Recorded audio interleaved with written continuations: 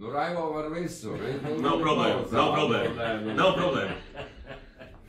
Varbūt man var pieņemt štatā radio, es varētu spēlēt dzīvē ēterā, iespēlēt kādam. Nu, es atceros, vienreiz. Nevar? Ziņām forma. Jā, ziņu, jums nebūs jāizmanto muziku. Es par algu un spēlēšu. Bet mums maksā algu un spēlēšu. Bet mums ir liels, nemaksā, mums ir liels kredīt saistību portfelis.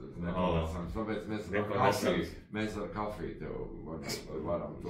Tu reiz nedēļā otrdienās tu varētu nākt. Jā, kāpēc ne? Mums ir otrdienā brīvāks. Tu varētu atnākt, jā, un es atceros vienreiz tu atnāc uz studentu klubu konservatorijas, jā, es spēlēju diksē, tas bija 90. gados vēl.